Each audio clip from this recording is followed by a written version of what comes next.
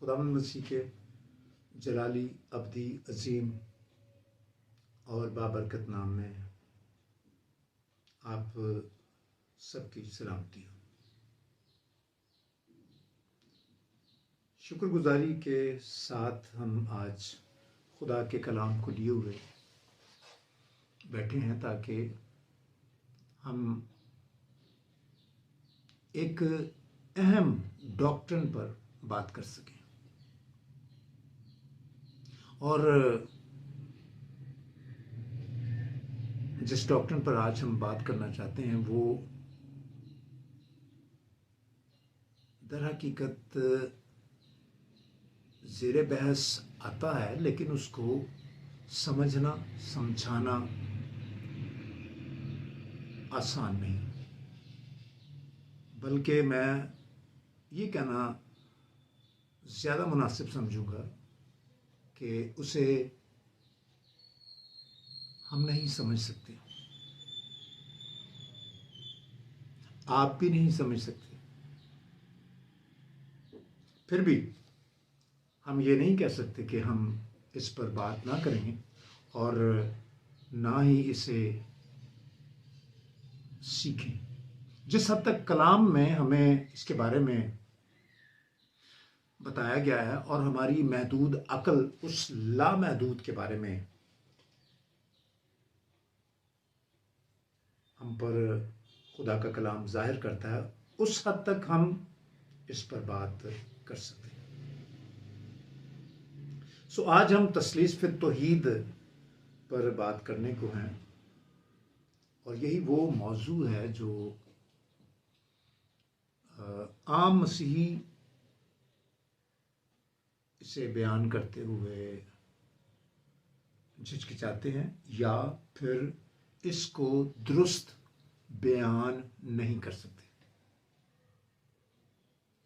हम आज मैं एक और बात भी आपके गोशगुजार करना चाहता हूँ। मैं चाहता हूँ कि अगर आप भी मेरे साथ इस बात को सीखना चाहते हैं तो मेरा मशवरा है, सलाह देता हूँ मैं आपको, अपने जूते उतारिए, एक साफ जगह पर जाइए और दुआ कीजिए और कहिए खुदा से, इस भेद को मुझ पर अयां कर। कापी पेंसिल लीजिए और इस सिलसिले में कुछ हवालाजात मैं आपको देना चाहता हूं ताकि आप बाइबल मुकद्दस की उन हवालाजात को तन्हाई में बैठें और उन बातों को जिन्हें आज हम डिस्कस कर रहे हैं फिर सोचें। हम जिस खत्ते में रहते हैं यहाँ पर हमें 4 टांगों वाले जानवर नजर आते हैं जो जुगाली करते हैं। वो बहुत कुछ खा जाते हैं और फिर वो बैठ जाते हैं और फिर वो खाना दोबारा वापस अपने मुंह में लाते हैं और फिर उसको चबाते चबाते चबाते हैं यहाँ तक कि वो उनके खून में शामिल हो जाता है। खुदा के कलाम की जुगाली करना होगी, आपको इसे वक्त देना होगा, क्योंकि हम जो बात कर रहे हैं वो खुदा के बारे में है, तसलीस के बारे में है। लोग इसको समझते नहीं और बहुत से गैर कौम के लोग भी कहते हैं कि मसीही 3 खुदाओं को मानते हैं। ऐसी अहमकाना बातों पर हम हंस सकते हैं क्योंकि ये उनकी समझ में आने वाली नहीं और किसी और की भी समझ में नहीं आने वाली जब तक वो खुदा की हजूरी में ना बैठे, जब तक खुदा अपना भेद उस पर जाहिर ना करे। आइए कलाम का एक हिस्सा मैं आपके सामने पढ़ता हूं। खुदा के कलाम में यशायाह नबी के सहीफे उसके 55 बाब की 8वीं आयत में इस तरह लिखा है, खुदावंद फरमाता है कि मेरे ख्याल तुम्हारे ख्याल नहीं और ना तुम्हारी राहें मेरी राहें हैं। क्योंकि जिस कदर आसमान जमीन से बुलंद है, उसी कदर मेरी राहें तुम्हारी राहों से और मेरे ख्याल तुम्हारे ख्यालों से बुलंद हैं।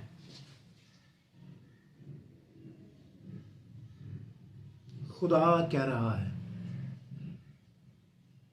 मेरे ख्याल तुम्हारे ख्याल नहीं।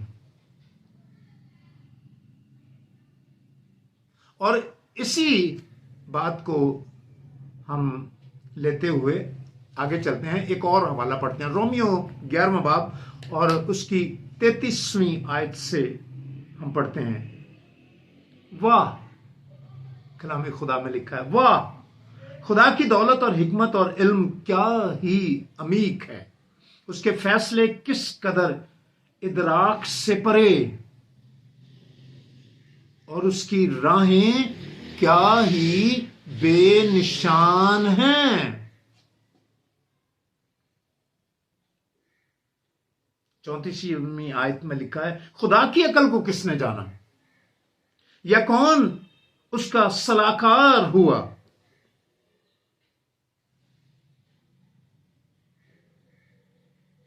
अजीजों,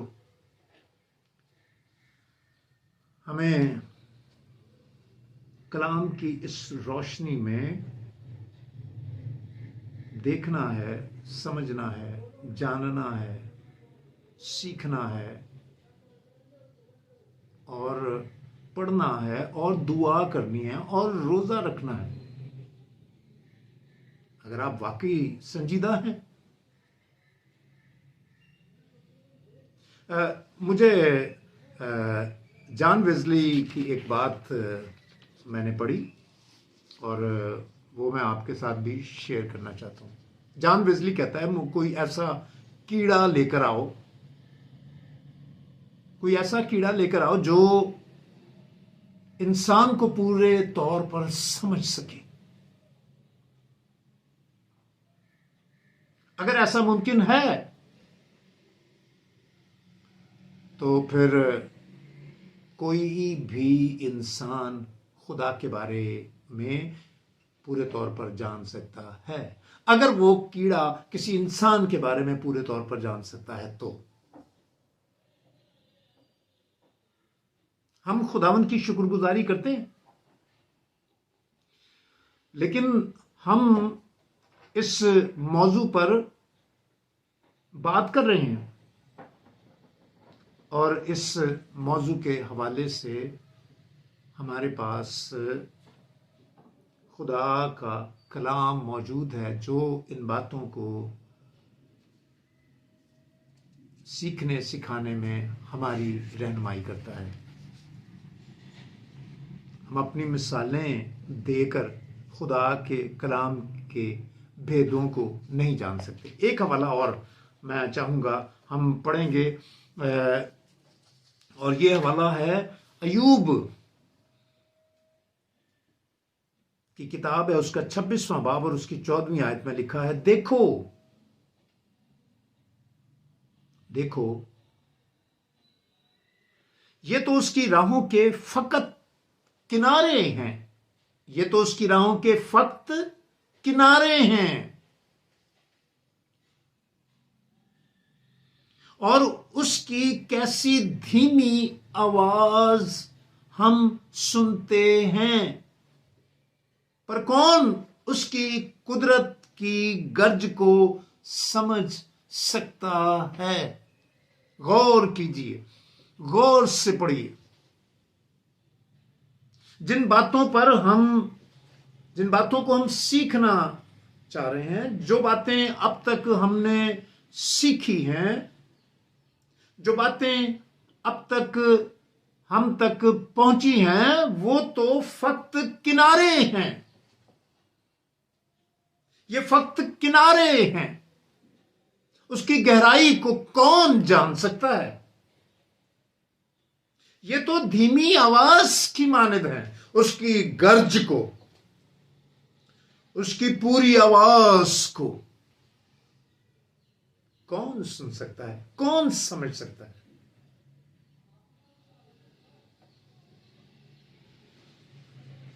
अजीजों, हम अक्सर इस बात को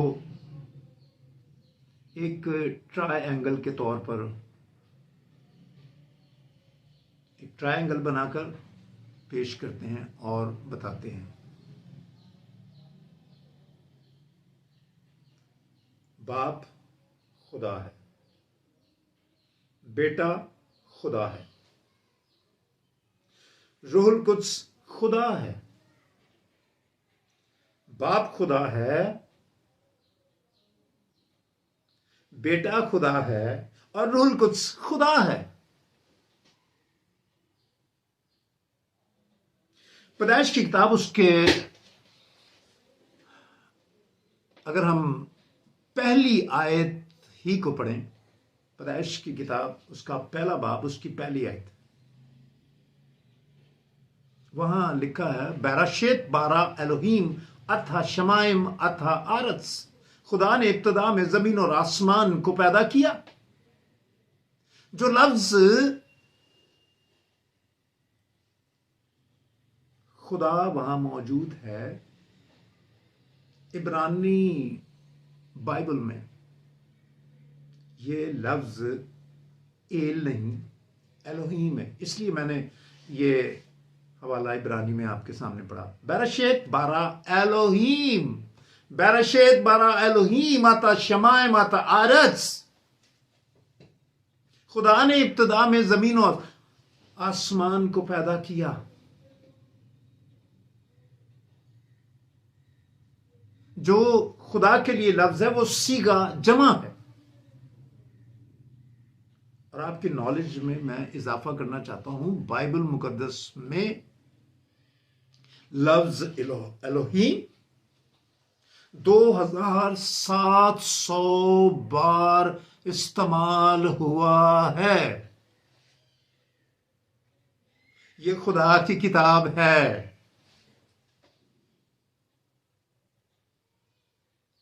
इसमें यह लफ्ज 2700 मर्तबा इस्तेमाल हुआ है, सीगा जमा में।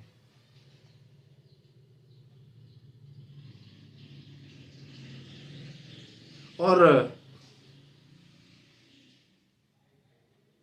कलाम खुदा में अगर हम निकालें इस्तिस्ना की किताब,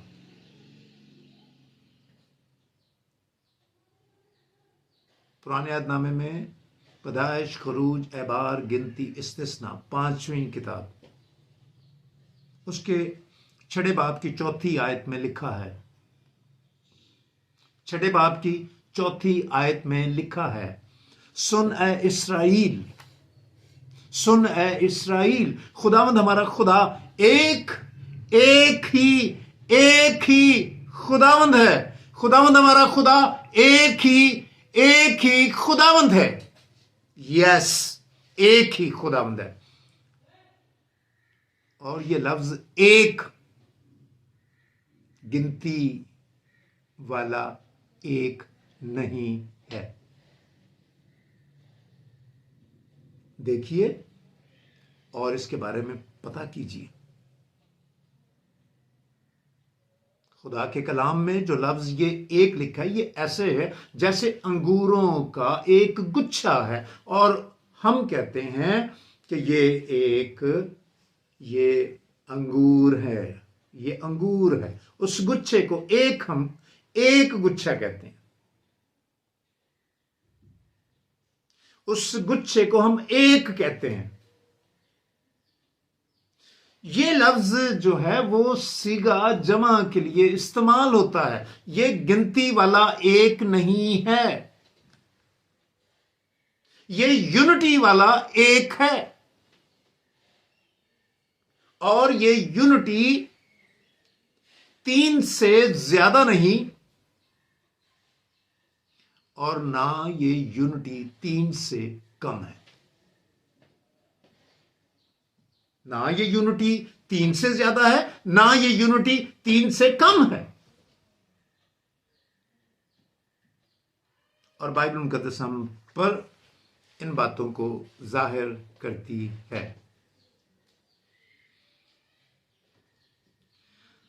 पहला यूहन्ना उसका 5वां बाब और उसकी 7वीं आयत। यूहन्ना का पहला खत उसका 5वां बाब उसकी 7वीं आयत में लिखा है, और जो गवाही देता है वो रूह है, क्योंकि रूह सच्चाई है और गवाही देने वाले 3 हैं। जी आप सुन रहे हैं, मैं फिर पढ़ूंगा। और जो गवाही देता है वो रूह है, क्योंकि रूह सच्चाई है और गवाही देने वाले 3 हैं, रूह और पानी और खून, और ये तीनों एक ही बात पर मुत्तफिक हैं।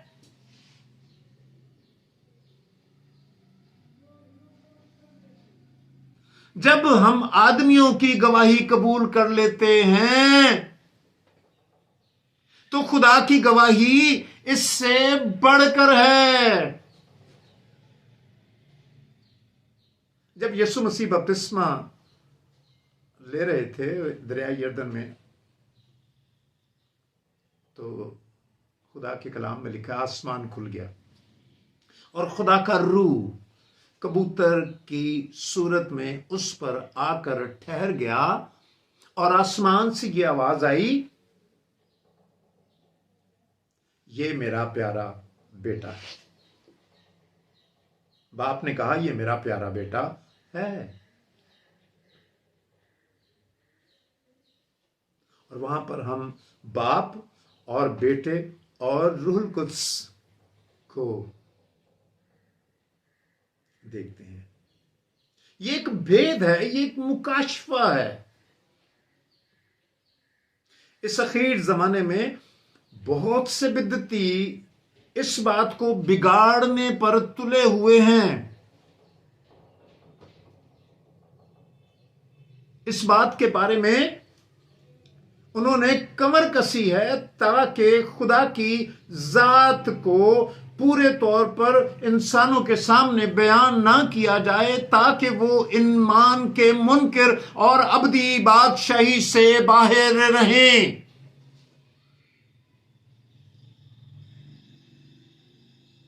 लेकिन जिन्हें खुदा ने अपने मुकाशफे से मुनव्वर किया है और इस भेद को हम पर खोला है, वो ये बयान करते हैं।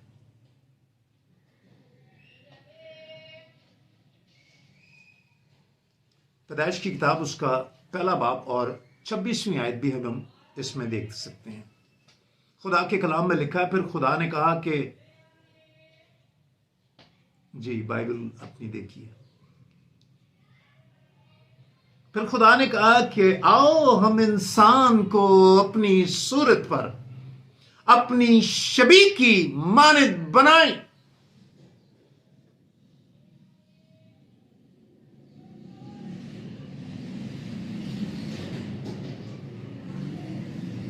हम इसका इस तरह भी तर्जुमा कर सकते हैं, फिर खुदाओं ने कहा, क्योंकि यहां भी लफ्ज एलोहीम है। लेकिन हम कभी ये बात ना भूलें जो इस्तिस्ना की किताब में हमें मिली है, 6 बाब की 4 आयत में, सुन इस्राएल, खुदावंद हमारा खुदा एक ही खुदा है, एक ही खुदा।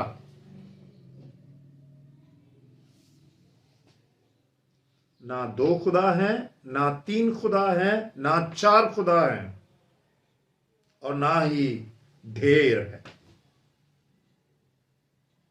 बल्कि खुदा बाप आप इस बात को जाहिर करता।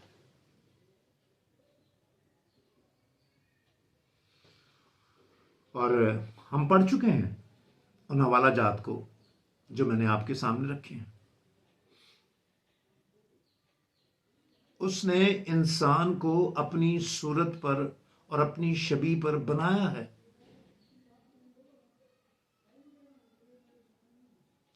और जितने लोग मुझे देख रहे हैं, एक बात मुझ में और आप में इक्वल है। दुनिया के तमाम लोग किसी मजहब से ताल्लुक रखते हैं, कोई भी कॉस्ट है उनकी, लेकिन वो सब ह्यूमन बीइंग हैं जी। और इसी तरह वो सब एक ही हैं।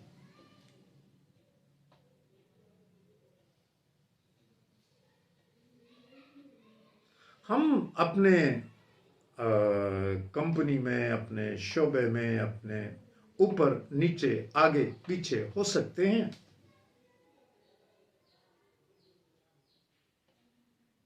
कोई क्लर्क हो सकता है, कोई सीईओ हो सकता है, कोई एमडी हो सकता है, तो फिर भी वो ह्यूमन बीइंग है। हमें ये सोचना पड़ेगा, बैठना पड़ेगा, खुदावंद की हुजूरी में झुकना पड़ेगा, जानना पड़ेगा, उससे मांगना पड़ेगा, क्योंकि वो आपको अपने कलाम से मुनव्वर करता है। और इसी बात की जरूरत है ताकि हम हवाओं के झोंके में हिलते, भागते, आगे पीछे,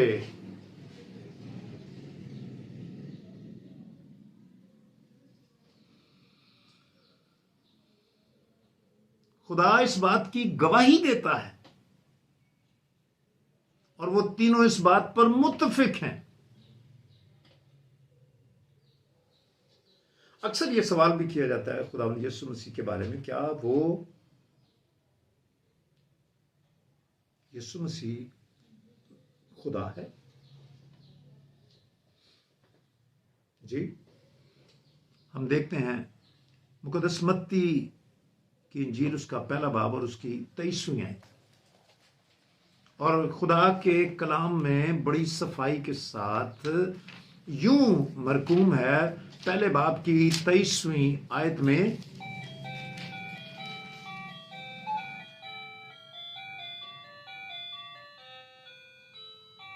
देखो एक कुमारी हामला होगी और बेटा जनेगी और उसका नाम इमैनुएल रखेंगे, जिसका तर्जुमा है खुदा हमारे साथ। हालेलुया, हालेलुया, खुदा हमारे साथ। यस, यीशु मसीह इंसान बना, उसने अपने आप को खाली कर दिया, उस अजली ताल्लुक को जो खुदा के साथ वो अजल से रखता था बतौर खुदा, उसने अपने आप को खाली कर दिया और इंसानों के मुशाबे हो गया। आपके लिए, जी मेरे लिए, वो हमारे लिए जमीन पर आ गया। यीशु मसीह 100% खुदा है।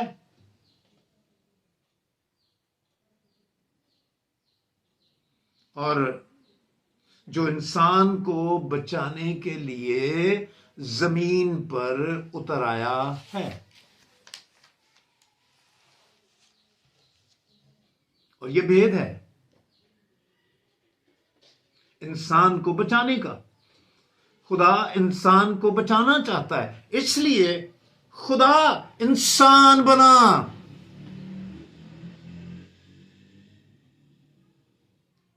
क्यों शैतान ने हमारी आंखों को अंधा कर दिया है, हमारी अक्लों को बेकार कर दिया है, और हम सुनते हुए भी नहीं सुनते, समझते हुए भी नहीं समझते और नहीं जानते।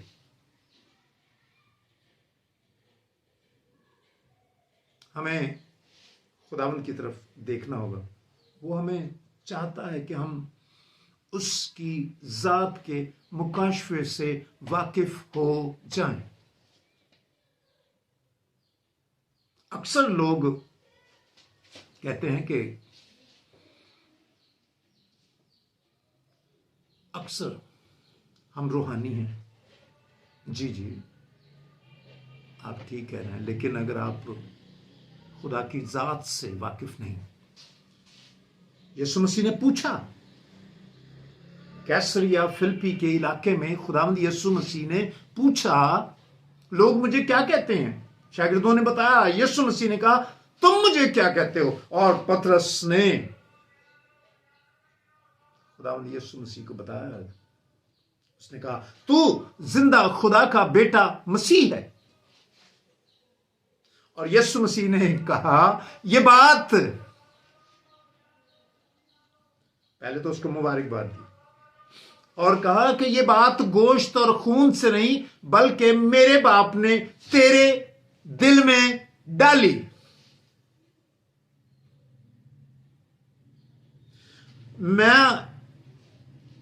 हम बैठकर मैं आप कर ये बात शेयर कर रहा था कि जो बातें हम पर जाहिर हुई हैं वो तो महज किनारे हैं खुदा की जात के हवाले से। तो क्यों आप यीशु मसीह को कबूल करने के लिए उसके कदमों में नहीं आते? यीशु मसीह को बतौर खुदा मानने के लिए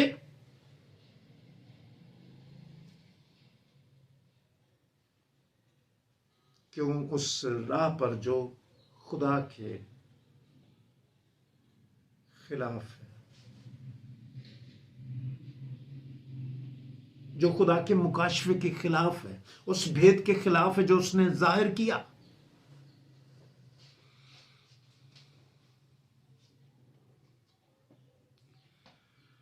देखें, शैतान ये चाहता था कि मैं खुदा बन जाऊं, लेकिन इसी बात पर उसे गिराया गया, पटखा गया, निकाला गया।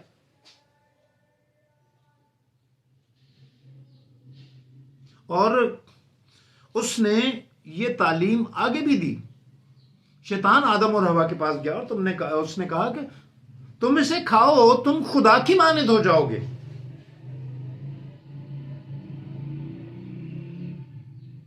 उस तालीम को जो लोग बिगाड़ रहे हैं, आप उन्हें नाम दीजिए, वो कौन लोग हैं।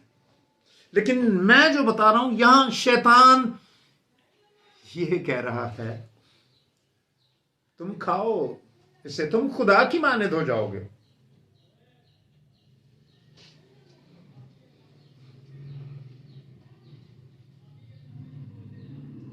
यीशु मसीह खुदा है।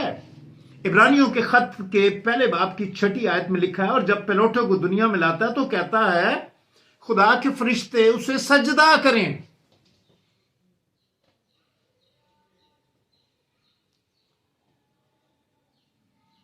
और सजदा सिर्फ और सिर्फ और सिर्फ खुदा को वाजिब है।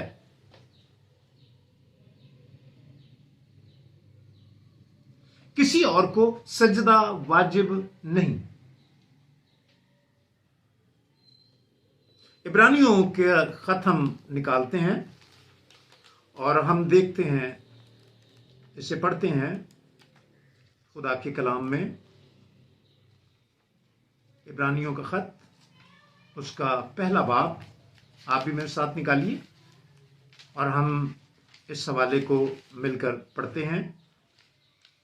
कलाम खुदा में इस तरह लिखा है, इब्रानियों के खत में उसके पहले बाब में और उसकी 6ठी आयत में, और जब पैलौठे को दुनिया में लाता है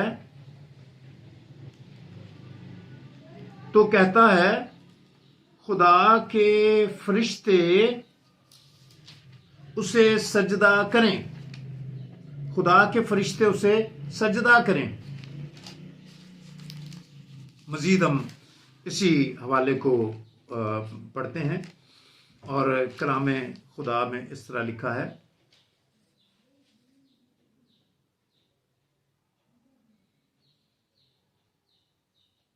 8वीं आयत से, तूने सब चीजें ताबे करके उसके पांव तले कर दी हैं।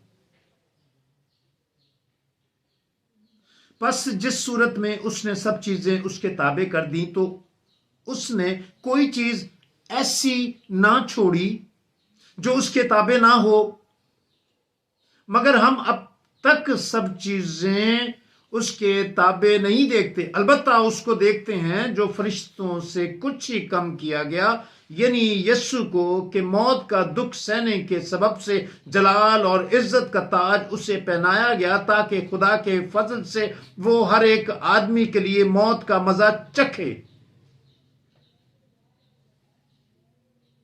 यीशु को हम देखते हैं, यानी खुदा जो इंसान बना है, नीचे आया है।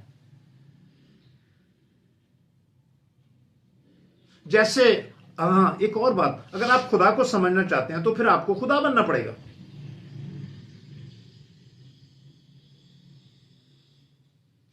इसी कुलिये के तहत जब खुदा इंसान को निजात देता है तो खुदा की सीट से उसने अपने आप को खाली कर दिया, इंसानों के मुशाबे हो गया, वो नीचे उतर आया। और कलाम में लिखा है फिर, क्योंकि जिसके लिए सब चीजें हैं और जिसके वसीले से सब चीजें हैं, उसको यही मुनासिब था कि जब बहुत से बेटों को जलाल में दाखिल करे तो उनकी निजात के बानी को दुखों के जरिए से कामिल करे।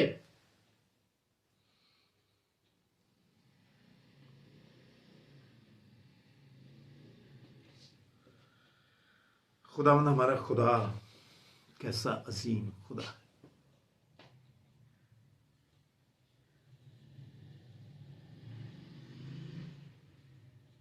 हम अपनी बात को जारी रखते हैं, लेकिन फिर एक बार हम पढ़ेंगे इस्तिस्ना,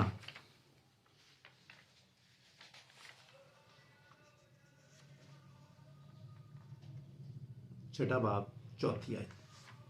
सुन इस्राएल, खुदावंद हमारा खुदा एक ही खुदावंद है।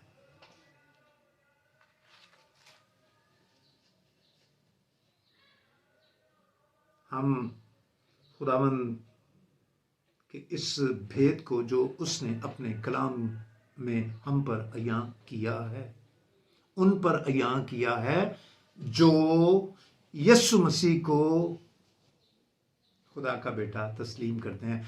कैसरिया फिलिप्पी की हम बात कर रहे थे। कैसरिया फिलिप्पी के इलाके में पतरस ने जब कहा तो यीशु मसीह ने उसे जवाब दिया, मुबारक है तू शमाउन बर यूना, ये बात गोश्त और खून से नहीं बल्कि मेरे बाप ने तेरे दिल में डाली। मैं भी आपसे कह रहा था, खुदा को समझने के लिए खुदा बनना पड़ेगा। आप नहीं जान सकते, लेकिन बाप जिसके दिल में ये बात डाले, बाप जिस पर अयां करे, वो जिसके जहन को रोशन करे। किसके जहन को? जो मांगते हैं, जो पढ़ते हैं, जो यीशु को खुदा का बेटा तस्लीम करते हैं, वो निजात पाते हैं, वो खुदा के भेद को जानते हैं, वो ईमान लाते हैं, बाप खुदा है, बेटा खुदा है, रूहुल कुद्स खुदा है। जब हम उस जरिए को जो खुदा ने सारी दुनिया के लिए बनाया उसे कबूल करते हैं, तो यूहन्ना की इंजील उसका 3 बाब उसकी 16वीं आयत में लिखा है, क्योंकि खुदा ने दुनिया से ऐसी मोहब्बत रखी कि उसने अपना इकलौता बेटा बख्श दिया, ताकि जो कोई उस पर ईमान लाए हलाक ना हो बल्कि हमेशा की जिंदगी पाए।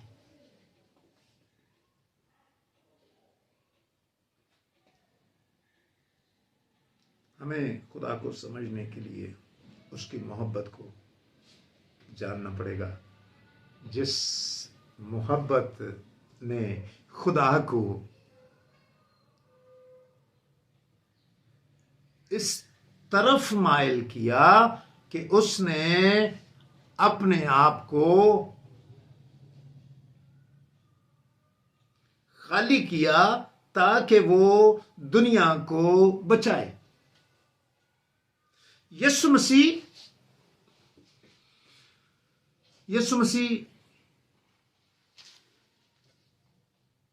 खुदा है। एक हवाला हम देखते हैं, यूहन्ना की इंजील उसका 20वां बाब और उसकी 28वीं आयत हम पढ़ेंगे। यूहन्ना की इंजील उसका 20वां बाब और उसकी 28वीं आयत। कलाम खुदा में इस तरह लिखा है,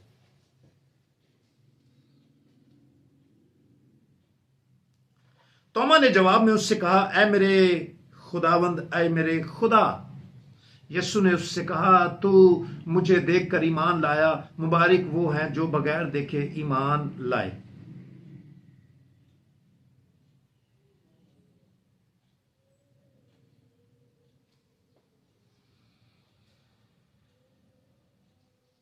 अजीजों, जब यीशु मसीह जी उठने के बाद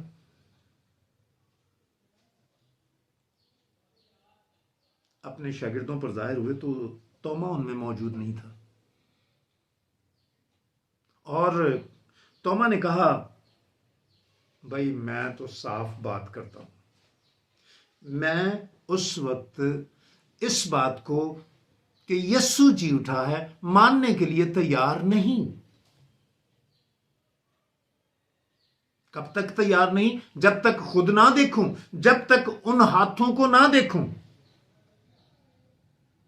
24वीं आयत से अगर हम पढ़े तो पूरा वाक्य हमें समझ में आता है। जब तक सुराख ना देख लूं और मेखों के सुराखों में अपनी उंगली ना डाल लूं और अपना हाथ उसकी पसली में ना डाल लूं, हरगिज यकीन ना करूंगा।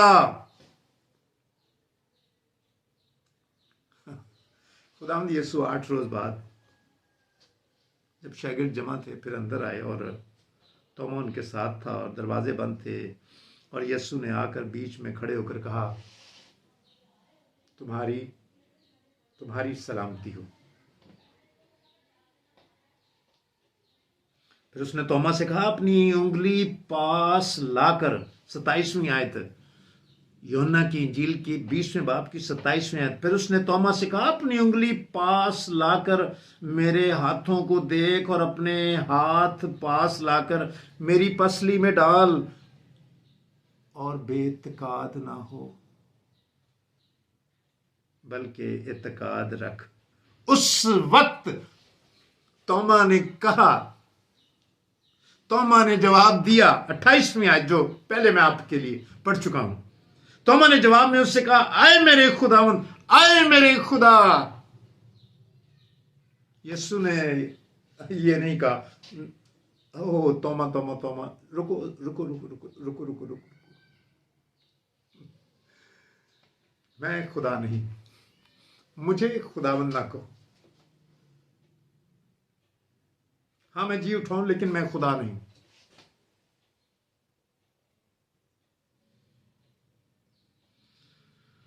याद रखिए,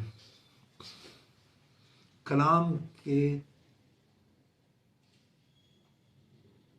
तमाम हिस्से तसलीस की तालीम के भेदों से भरा हुआ है। लोग कहते हैं तसलीस, इसमें लफ्ज ही नहीं है। जी, आप सुन रहे हैं? कहते हैं तसलीस, इसमें लफ्ज ही नहीं है। हाँ जी, हम बाइबल मुकद्दस लेते हैं और पढ़ते हैं और बाइबल इसमें लफ्ज ही नहीं, तो क्या हम बाइबल ना पढ़ें?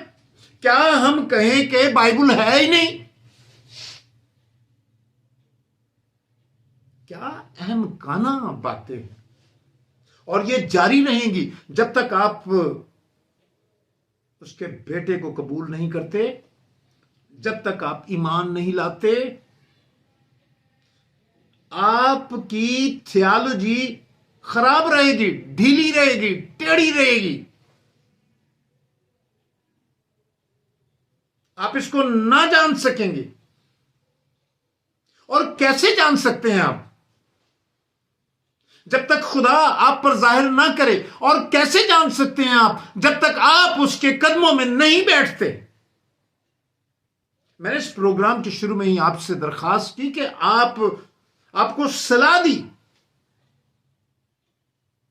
मेहरबानी फरमाकर आप अपने कदमों, अपने पैरों से जूते उतार कर एक जगह पर बैठें, उसकी हजूरी में कॉपी पेंसिल ले लें, दुआ करें, खुदावंद इस बात को मुझ पर जाहिर फरमा दे। क्योंकि वो आज चाहता है कि आप इस बात को जानें। क्योंकि जितना मुकाशफा उसने हमें दिया है, उतना जानना उसने दिया इसलिए ताकि हम उसे जानें। हम ईमान लाएं, मसीह खुदा है, बाप खुदा है, रूहुल कुद्स खुदा है, और ये एक खुदा है। ये मैथमेटिक वाला खुदा के लिए लफ्ज एक इस्तेमाल नहीं हुआ। इब्रानी में ये लफ्ज सीगा जमा के तौर पर इस्तेमाल होता है, जिसमें यूनिटी है। और ये यूनिटी तीन है, बाप, बेटा और रूहुल कुद्स। ना इससे कम, ना इससे ज्यादा। जितना खुदा के कलाम में हम पर जाहिर किया गया है, हमारे ईमान के लिए, हमारी भलाई के लिए, हमारी चंगाई के लिए, हमारी निजात के लिए और तालीम देने के लिए। शागिर्द यीशु मसीह की मौजूदगी में भी शागिर्द जाते, मुनादी करते और लोगों को बपतिस्मे देते थे। लेकिन यीशु मसीह ने जाती दफा उन्हें वाज़ेह किया, जाहिर किया। यीशु मसीह ने कहा, बस तुम जाकर सब कौमों में इंजील की मुनादी करो और उनको बाप, बेटे और रूहुल कुद्स के नाम से बपतिस्मा दो।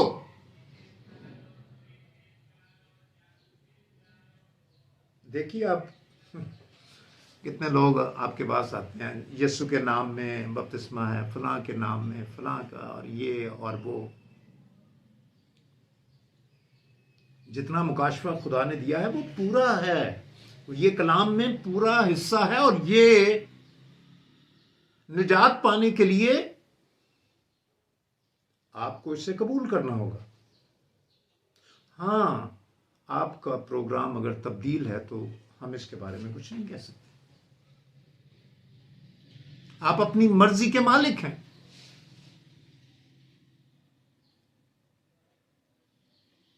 कुछ लोग, शादी का मौका था और कुछ लोग गए और उन्होंने एक बूढ़े आदमी को पकड़ा, और वो बूढ़ा बड़ा समझदार था। और उससे कहा, उसके सामने हाथ में जमीन से चींटी पकड़ी और उस हाथ पर रखी और उसके ऊपर दूसरा हाथ रख दिया और उस बूढ़े आदमी से कहा, क्या आप बताना पसंद करेंगे, हमारे हाथ में जिंदगी है, ये मौत है?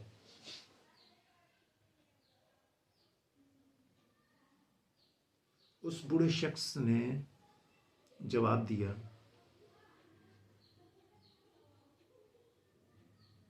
तुम्हारे हाथ में जिंदगी है या मौत, ये तुम्हारे इख्तियार में है। तुम्हारे हाथ में मतलब तुम्हारे इख्तियार में है। अगर तुम अपना हाथ यूं ही उठा लो तो चिमटी चलती हुई नजर आएगी, और अगर तुम अपना हाथ जोर से दबा दो, उसे मसल दो, तो वही मौत बन जाएगी। अगर आप यीशु मसीह को खुदा कबूल ना करेंगे, अगर आप तस्लीस फित तौहीद की तालीम को रद्द करेंगे जिसे खुदा ने आप पर जाहिर किया है, तो आप उसे मसख कर रहे हैं। आपकी जिंदगी में मौत पैदा हो जाएगी। आप मौत के वारिस हो जाएंगे।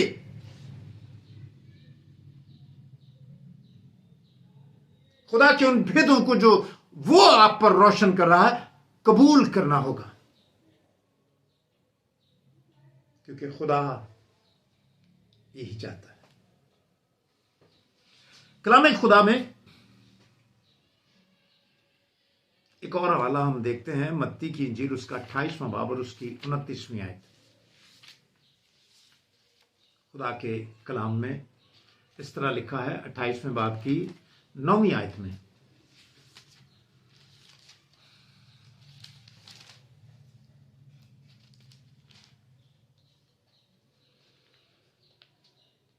और देखो यीशु उनसे मिला।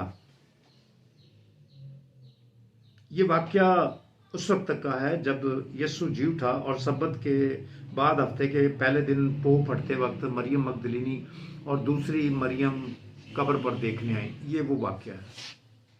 आप पढ़िए इससे जरूर पूरे पैसेज को, मत्ती 28वें बाब में।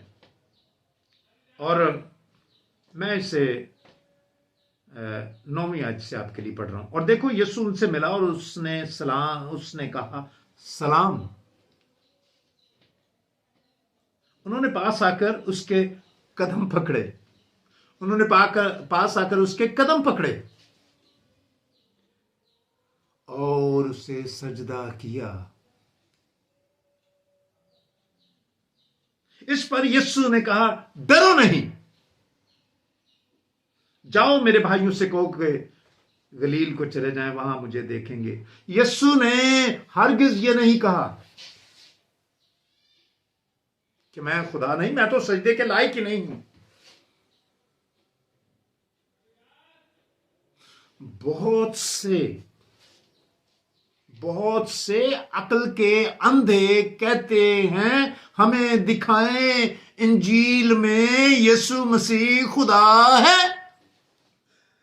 आइए मैं आपको दिखाता हूं, आइए इंजील की सैर कराता हूं, आइए, क्योंकि यीशु मसीह खुदा है। वो खुदा का इकलौता बेटा है। वो आसमान से आया है, वो अजली है। वो इब्तिदा से नहीं। कौन सी इब्तिदा? जब आसमान जमीन बने और इंसान बना और दीगर चीजें, वो उससे भी पहले है। वो अजली है, बाप के साथ है। शागिर्दों ने कहा, बाप को हमें दिखा।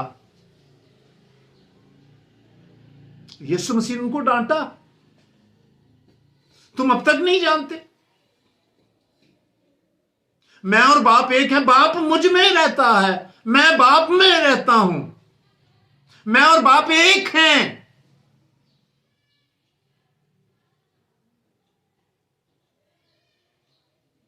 फिर आप तसलीस के इस दूसरे अकनूम को खुदा के तौर पर ना माने।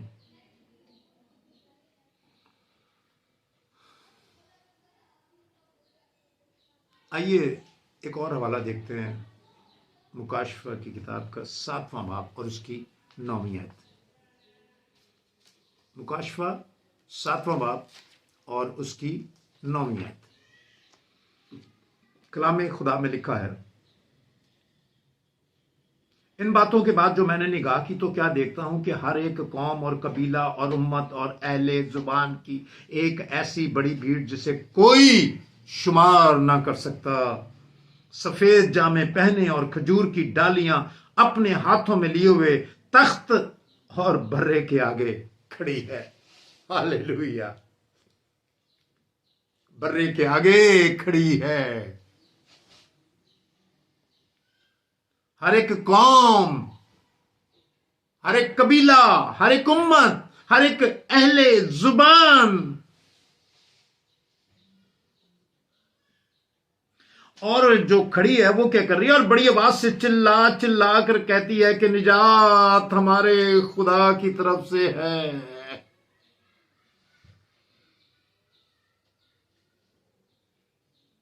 जो तख्त पर बैठा है और बर्रे की तरफ से, और सब फरिश्ते उस तख्त और बुजुर्गों और चारों जानदारों के गिरदा गिर्द खड़े हैं। फिर वो तख्त के आगे मुंह के बल गिर पड़े और खुदा को सजदा करके कहा, आमीन।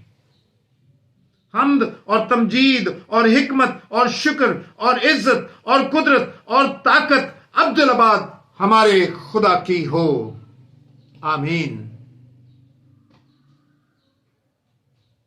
यीशु मसीह खुदा है। इसी हिस्से को हम अगले सेशन में फिर लेकर जाएंगे और इसे जानेंगे, सीखेंगे और बरकत पाएंगे।